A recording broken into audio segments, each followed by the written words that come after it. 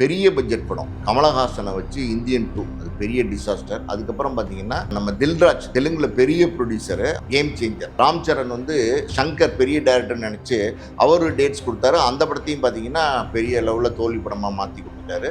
சமீபத்தில் சங்கர் எடுத்த எல்லா படங்களுமே தோல்வி படங்களாக தான் இருந்துட்டு இருக்கு. ஸோ இப்படி இருக்கிற சூழ்நிலையில் சங்கர் வந்து 1000 கோடி பட்ஜெட்டு, அதான் ரொம்ப முக்கியம். இங்கே 1000 கோடி பட்ஜெட் போட்டு படம் எடுக்கிறதுக்கு யாராவது தயாரிப்பாளர்கள் இருக்கிறாங்க அப்படின்னா உண்மையிலுமே அப்படி ஒரு தயாரிப்பாளர் யாருமே இல்லை.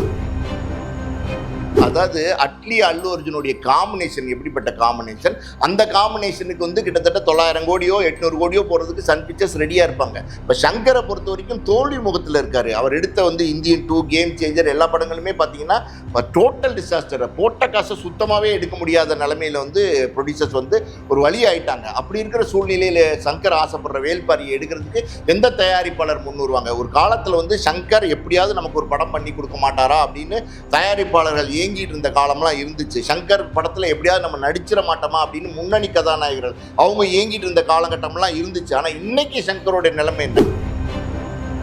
கோடி ரிலீஸ் பண்ணும்போது தமிழ் படம் வந்து இது வரைக்கும் பார்த்தீங்கன்னா 700 கோடியை தாண்டி கலெக்ட் பண்ணவே இல்லை. இதுதான் வந்து சூழ்நிலை. இப்போ இந்த 4 பேரை வச்சு எடுக்கிற இந்த படங்களே இவ்வளோ கலெக்ட் பண்ணாத போது வேல்பாரிங்கிற படத்தை வந்து கிட்டத்தட்ட 1000 கோடி ரூபாய்க்கு மேலே பணத்தை செலவழித்து எடுத்தீங்கன்னா அது வந்து தமிழ்நாட்டில் மட்டும்தான் ரிலீஸ் பண்ண முடியும். மற்ற லாங்குவேஜ்ல எல்லாம் பெருசாக பார்ப்பாங்களான்னு சொல்ல முடியாது. அப்படி இருக்கும்போது எப்படி 1000 கோடி திருப்பி கலெக்ட் பண்ணும்?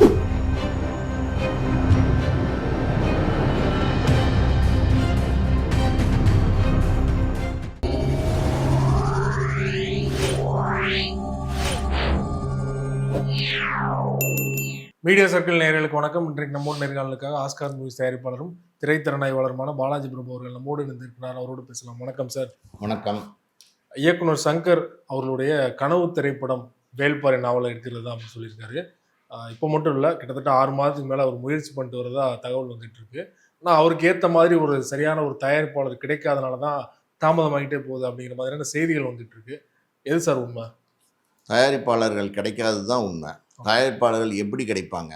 அதாவது வந்து தொடர்ந்து பார்த்தீங்கன்னா பெரிய பட்ஜெட் படம் கமலஹாசனை வச்சு இந்தியன் 2 அது பெரிய டிசாஸ்டர். அதுக்கப்புறம் பார்த்தீங்கன்னா நம்ம தில்ராஜ் அவர் தெலுங்குல பெரிய ப்ரொடியூசரு, அவர்கிட்ட அவருடைய படம், அதாவது தெலுங்கு படம் கேம் சேஞ்சர். ராம் சரண் வந்து சங்கர் பெரிய டைரக்டர் நினச்சி அவர் டேட்ஸ் கொடுத்தாரு. அந்த படத்தையும் பார்த்தீங்கன்னா பெரிய லெவலில் தோல்வி படமாக மாற்றி கொடுத்துட்டாரு. ஸோ சமீபத்தில் சங்கர் எடுத்த எல்லா படங்களுமே தோல்வி படங்களாக தான் இருந்துகிட்ருக்கு. இதுக்கு முன்னாடியே பார்த்தீங்கன்னா எந்திரன், அதுக்கப்புறம் 2.0 என்னென்னமோ படங்கள்லாம் எடுத்தார் ரஜினியை வச்சு. அது கூட பார்த்தீங்கன்னா பெரிய வெற்றி படம்னு நம்ம சொல்ல முடியாது. ஒரு ஆவரேஜான படம் தான். ஒரு கலெக்ஷன் வைஸ் கூட பார்த்தீங்கன்னா ஒரு ஆவரேஜான படம் தான். ஸோ ஒரு சமீபத்தில் பார்த்தீங்கன்னா சங்கர் எடுக்கிற படங்கள் எல்லாமே தோல்வி படங்களாக இருந்துட்டு இருக்கு. ஸோ இப்படி இருக்கிற சூழ்நிலையில் சங்கர் வந்து 1000 கோடி பட்ஜெட்டு, அதான் ரொம்ப முக்கியம். இங்கே 1000 கோடி பட்ஜெட் போட்டு படம் எடுக்கிறதுக்கு யாராவது தயாரிப்பாளர்கள் இருக்கிறாங்க அப்படின்னா உண்மையிலுமே அப்படி ஒரு தயாரிப்பாளர் யாருமே இல்லை. 1000 கோடி தேவைப்படுமா அந்த படத்துக்கு? நிச்சயமா 1000 கோடி தேவைப்படும். நிச்சயமா அது வந்து ஒரு வரலாற்று கதை. நிச்சயமா ஒரு 1000 கோடி தேவைப்படும். அந்த அளவுக்கு வந்து இந்த படத்தில் பிரம்மாண்டமான காட்சிகள்லாம் இருக்கு. ஸோ அதெல்லாம் பதிவு பண்ணணும்னா அது 3 பார்ட்டாக அவர் எடுக்கணும் அப்படிங்கிறாரு. ஸோ அதுக்கு வந்து கிட்டத்தட்ட 3 வருஷம் உழைப்பு அதில் போட வேண்டியிருக்கு. ஏன்னா பொன்னியின் செல்வன் வந்து மணிரத்னம் அவர்கள் 2 பார்ட் எடுத்தாரு. அதுவே 500 கோடிக்குள்ள முடிச்சா தகவல் வந்துச்சு இல்லையா?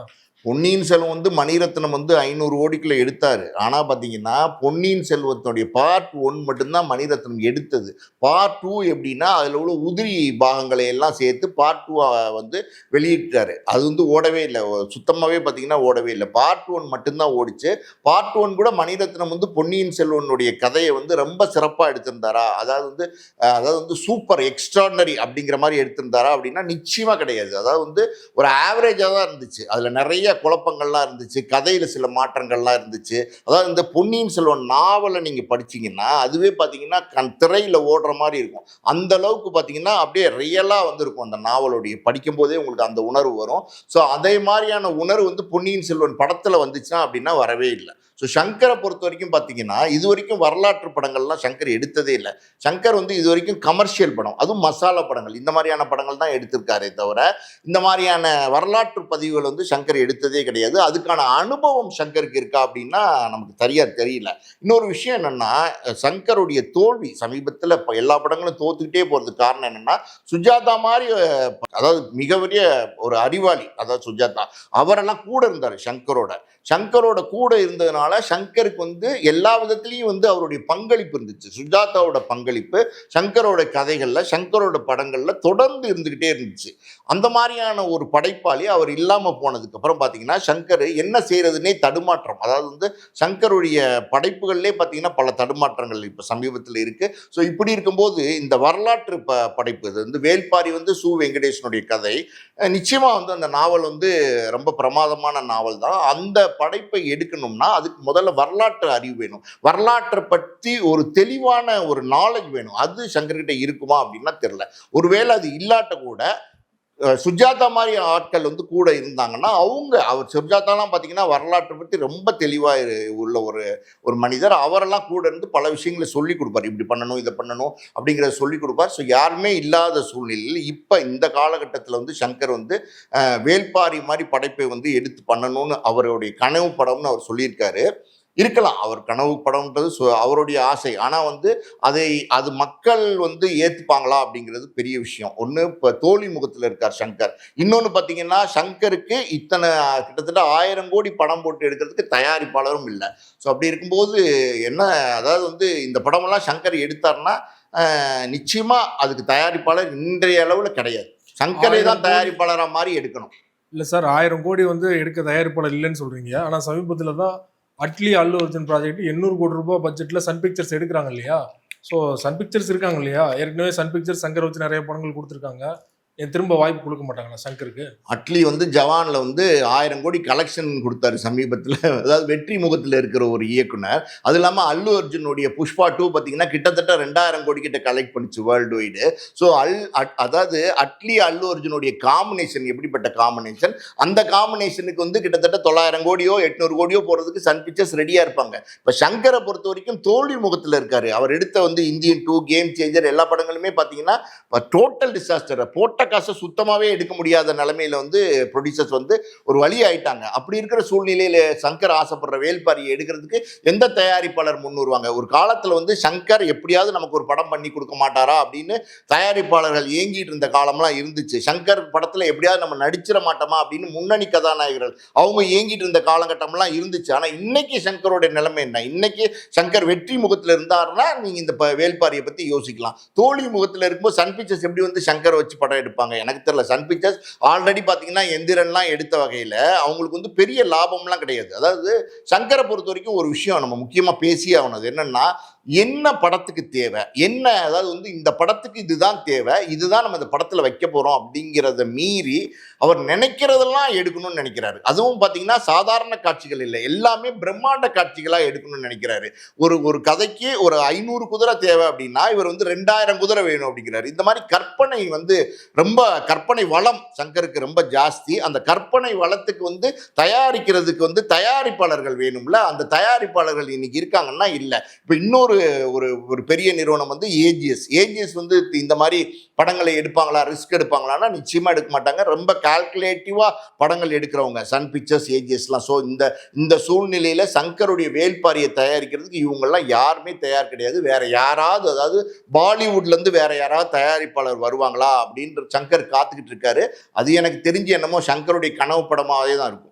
ஏற்கனவே தெலுங்குலேருந்து தில்ராஜ் வந்த மாதிரி வந்து பாலிவுட்லேருந்து யாரும் வரமாட்டாங்கன்னு நினைக்கிறீங்களா? தெலுங்குல தில்ராஜ் தான் தில்லா வந்தாரு. அவரோட கதை என்னாச்சு? ஒரு வழியா வந்து அதாவது திவால் ராஜா மாற்றி அனுப்பிச்சிட்டார்ல. அதாவது வந்து ஒரு தயாரிப்பாளர் வராருன்னா அந்த தயாரிப்பாளர் பணம் போடுறாருன்னா நீங்கள் வந்து ஒரு படைப்பாளியாக இருக்கீங்கன்னா அந்த படைப்பை வந்து ஓரளவுக்காவது கட்டுப்பாடோடு எடுத்து கொடுக்கணும். நான் ஒரு உதாரணத்துக்கு சொல்கிறேன். கேம் சேஞ்சர் இது எல்லாருக்குமே தெரிஞ்ச ஒரு விஷயம்தான். அதில் ஒரு பாட்டு, அது நியூசிலாண்டில் போய் பார்த்தீங்கன்னா ஒரு டூயட் சாங்கு 15 கோடி ரூபாய்க்கு ஷூட் பண்ணி அந்த பாட்டே படத்தில் இல்லை. அப்போ நீங்கள் என்ன கால்குலேட் பண்ணுறீங்க? ஒரு பாட்டே படத்தில் வராது, ஃபுட்டேஜில் வந்து அதை தூக்கிடுவோம் அப்படின்னு தெரியும் போது நீங்கள் எதுக்கு 15 கோடி செலவழிச்சு அந்த பாட்டை வந்து ஷூட் பண்றீங்க?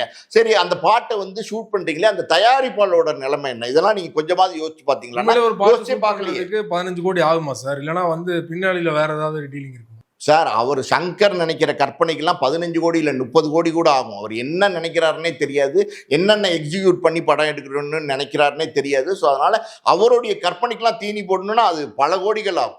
குறிப்பாக பார்த்தீங்கன்னா வேள்பாரி வந்து தமிழில் வந்து அதிகமான செல்லிங்கான நாவலில் அதுவும் ஒரு நாவல். ஸோ அது வந்து தமிழில் வந்து நிறைய பேர் தெரியும். ஆனால் வந்து ஒரு பேன் இந்தியா படமாக எடுக்கும்போது பார்த்தீங்கன்னா அது எப்படி மற்ற மக்கள்கிட்ட போய் சேரும்னு நினைக்கிறீங்களா அந்த கதை? வேள்பாரியெல்லாம் பார்த்தீங்கன்னா பேன் இண்டியா படமாக எடுத்தீங்கன்னா எல்லா லாங்குவேஜ்லாம் இதை பார்க்க மாட்டாங்க. இப்போ வேள்பாரிங்கிறது வந்து பார்த்தீங்கன்னா தமிழ்நாட்டில் தமிழ் மக்களுக்கு தெரிஞ்ச ஒரு கதை, தமிழ் மண் சார்ந்த ஒரு கதை. ஸோ அந்த படத்தை எடுக்கும்போது அது தமிழ்நாட்டில் மட்டும்தான் பெரிய வெற்றி படமாகும். உலகளவில் ரிலீஸ் பண்ணால் கூட உலகளவில் இருக்கிற தமிழர்கள் பார்ப்பாங்களே தவிர மற்ற லாங்குவேஜ்காரங்க, அதாவது வந்து ஹிந்தி தெலுங்கு இவங்கெல்லாம் வந்து பேசுகிறவங்களாம் அதை பார்ப்பாங்களா அப்படின்னா ரொம்ப சந்தேகம்தான். இப்போ அதாவது இன்னொரு விஷயமும் இந்த இடத்துல சொல்கிறேன். அது என்ன அப்படின்னா, இப்போ ரஜினி, கமல், விஜய், அதித்தி இவங்க 4 பேர் தான் இன்னைக்கு வந்து சூப்பர் ஸ்டார்ஸாக இருக்காங்க. இந்த 4 பேருக்கு தான் இன்னைக்கு வந்து பெரிய வியாபாரம் இருக்கு. ஸோ இந்த 4 பேரை வச்சு எடுக்கிற படங்களே பார்த்தீங்கன்னா கிட்டத்தட்ட 350-400 கோடி ரூபாய்க்குள்ள முடிச்சிடுறாங்க. ஸோ அப்படி இருக்கும்போது இந்த 4 பேருடைய படங்கள் வந்து பேன் இண்டியா படங்களாக ரிலீஸ் ஆகுது. அதாவது தமிழ்நாட்டில் மட்டும் இல்லாமல் ஆந்திரா, கர்நாடகா, தெலுங்கு, உலக நாடுகளில் ரிலீஸ் ஆகுது. அப்படி ரிலீஸ் பண்ணும்போது தமிழ் படம் வந்து இது வரைக்கும் பார்த்தீங்கன்னா 700 கோடியை தாண்டி கலெக்ட் பண்ணவே இல்லை.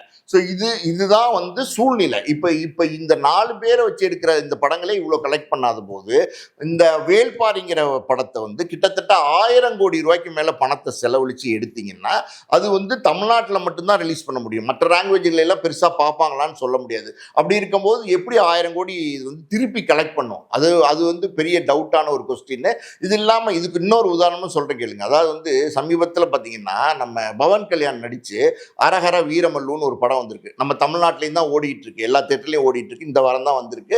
யாராவது அந்த படத்தை போய் பார்க்குறோமா? காரணம் என்னன்னா அது தெலுங்கு மக்களுக்கு தெரிஞ்ச தெலுங்கு மக்கள் சார்ந்த ஒரு கதை. ஸோ அது தமிழ்நாட்டில் அது செல்லுபடியாகாது. அதே மாதிரி தான் வேள்பாரிங்கிறது வந்து தமிழ்நாட்டு மக்களுக்கு தெரிஞ்ச கதை. மற்ற இடங்கள்ல போய் இந்த வேள்பாரியை பற்றி சொன்னீங்கன்னா யாருக்குமே தெரியாது. இப்போ ஹிந்திக்காரன்ட்ட எல்லாம் போய் வேள்பாரின்னு சொன்னீங்கன்னு வச்சுக்கோங்க, அவனா சொல்லுவான், what I know only bhelpuri panipuri, what is வேள்பாரின்னு கேட்டு போயிடுவான். உண்மைதான் சார். அந்த மாதிரி இருக்கும்போது வேள்பாரியோட வரலாறு வந்து நீங்க வெளிநாட்டில் எப்படி போய் சொல்லுவீங்க? ஸோ அந்த சிக்கல்லாம் இதுல இருக்கு. ஆனா பொன்னியின் செல்வன் படம் கூட வந்து பார்க்கல இல்லையா? ஏன்னா மற்ற லாங்குவேஜ்ல பொன்னியின் செல்வன் படம் எங்க பார்த்தாங்க? பொன்னியின் செல்வன் படத்தை பொறுத்த வரைக்கும் அது தமிழ் மக்கள் மட்டும்தான் பார்த்தாங்க. அது கல்கி எழுதின ஒரு நாவல். அது வந்து தமிழ் மக்கள் மட்டும்தான் பார்த்தாங்க. பெரிய லெவல்ல அந்த படத்தை ரசிச்சாங்க. இத்தனைக்கும் அது பெரிய லெவல்ல இல்ல, நிறைய டிவைடட் விமர்சனம். அதாவது வந்து நினைச்ச மாதிரி அந்த கதை மாதிரி அந்த படம் வந்திருக்கா அப்படின்னா வரல அப்படின்ற விமர்சனங்கள்லாம் இருந்துச்சு. ஆனா அதையும் தாண்டி ஓடிடுச்சு. ஆனா நீங்க வந்து ஆந்திரால எல்லாம் பாத்தீங்கன்னா அதனுடைய ப்ரொமோஷன்ல சுகாசினி மேடை ஏறி இது உங்க படம், இது உங்க மண்ணின் கதை எப்படி பேசுறாங்க பாருங்க. அதாவது ப்ரொமோஷன் பண்றதுக்கு ஒரு அளவே இல்லாம போச்சு. உங்க மண்ணின் கதை, உங்க மக்களின் கதை, தெலுங்கு படம் அப்படிங்கிறாங்க. இது தமிழ் படமா தெலுங்கு படமானா தெலுங்கு படம், தெலுங்கு கதைங்கிறாங்க. அப்ப எல்லாரும் முட்டாள்கள் நினைக்கிறாங்க. அந்த மாதிரி ப்ரொமோஷன் பண்ணி பார்த்தாங்க. ஓடிச்சா என்ன? யார் பார்த்தாங்க? யாருமே பார்க்கல. ஒவ்வொரு லாங்குவேஜ்ல போய் இது உங்க கதைன்னு சொல்லிட்டு ஆமா, ஒவ்வொரு லாங்குவேஜ்ல போய் இப்போ உங்க கதை தானே சொல்றாங்க. அந்த நடிகர்கள் எல்லாம் பாத்தீங்கன்னா இப்ப கொஞ்சம் தெலுங்கு, கொஞ்சம் ஹிந்தி, கொஞ்சம் மலையாளம் எல்லாத்தையும் வந்து கத்து வச்சுக்கிறாங்க. கத்து வச்சுட்டு இந்த ப்ரொமோஷன்ல ஏறி அங்க போய் அவங்களோட, அதாவது அவங்களுக்கு பிடிக்கணுமா, அதனால என்ன பண்றாங்க, இங்க வந்து பார்க்கும்போது தமிழை பத்தி பேசுவாங்க. அங்க போனவன பாத்தீங்கன்னா தெலுங்கு மக்கள் என்ன ரொம்ப பிடிக்கும், நிறைய நடிகர்கள் எல்லாம் பேசி லட்டு வாங்கிட்டு வந்த கதையெல்லாம் தெரியும்ல உங்களுக்கு. ஆமா, அப்படி 2 குத்து 3 குத்தெல்லாம் வாங்கிட்டு வந்த கதையெல்லாம் தெரியும்ல. அது இப்ப நிறைய பேர் அப்படி பண்ண ஆரம்பிச்சிட்டாங்க. ஒருவேளை வந்து சங்கர் அவர்கள் இயக்கத்துல வேள்பாரிக்கு 1000 கோடி தயாரிக்க ஒரு தயாரிப்பாளர் முன் வந்தாருன்னா தமிழ்ல இருக்க எந்த நடிகர் சார் வந்து ஆப்டா இருப்பார் நீங்க நினைக்கிறீங்க?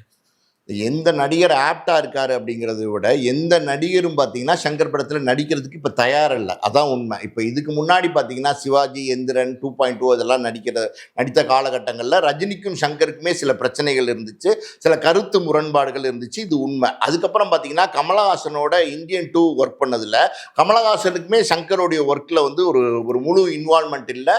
அதாவது வந்து கமலஹாசனுக்கு ஒரு வருத்தம் என்னன்னா, நம்மளை கூட்டு போய் சுத்தமாகவே வேஸ்ட் பண்ணிட்டாரு அப்படிங்கிற ஒரு வருத்தம் கமலஹாசனுக்கு இருக்கு. ஸோ விஜயை பொறுத்த வரைக்கும் அவர் அரசியல் போயிட்டார். அதாவது வந்து எங்க வந்து வேள்பாரியில் நம்மளை நடிக்க கூப்பிட்டுருவாங்களோ அப்படின்னு பயந்துகிட்டே வந்து விஜய் அரசியல் போயிட்டார்னு நினைக்கிறேன். ஸோ அஜித் வந்து ரொம்ப புத்திசாலியான நடிகர். அவர் வந்து கிட்டத்தட்ட 3 வருஷம் சங்கர் கேட்குற மாதிரி தேதியெல்லாம் கொடுத்து படத்தை முடிச்சு கொடுப்பாரா, நடிச்சு கொடுப்பாரா அப்படின்னா நிச்சயமா அதுக்கு வாய்ப்பே கிடையாது. ஒரு படத்துக்கு 3 மாசம் 4 மாசம் 5 மாசம் 6 மாசம் கொடுக்குறதே பெருசு அஜித்தை பொறுத்த வரைக்கும். அவருக்கு வேற அவுட்லெட்ஸ், இப்போ வந்து ரேஸுக்கு போறது, ஜாலியாக சுத்துறது, இந்த மாதிரி எண்ணங்கள்லாம் அவருக்கு இருக்கிறதுனால சங்கரோட 3 வருஷம் தொடர்ந்து பயணிக்கிறதுக்கு அஜித்தும் வாய்ப்பே கிடையாது. ஸோ இந்த 4 நடிகர்கள் தான் பார்த்தீங்கன்னா சினிமா துறையில், அது தமிழ் சினிமா துறையில் ஒரு பெரிய நடிகர்களாக இருக்காங்க, ஒரு வியாபாரம் ஆகக்கூடிய ஒரு ஸ்டாராக இருக்காங்க. ஸோ இந்த 4 நடிகர்களும் இல்லை அப்படின்னா வேற யார் நடித்தாலும் பார்த்தீங்கன்னா 1000 கோடி ரூபா பணம் போட்டு எடுக்கிற படத்துக்கு அதுக்கான வியாபாரத்தை முதல்ல பண்ண முடியாது. ஸோ அப்படி இருக்கும்போது சங்கருடைய இந்த படத்தில் நடிக்கிறதுக்கு எந்த உச்சபட்ச நடிகரும் தயாராக இருக்க மாட்டாங்க. அதே நேரத்தில் சங்கருடைய படம் வந்து ஒரு கனவு படமாகவே தான் இருக்கும். ரொம்ப நன்றி சார். வேள்பாரி மற்றும் சங்கர் தொடர்பாக பல்வேறு விஷயங்களோட பகிர்ந்து கொண்டீங்க. மிக்க நன்றி. நன்றி.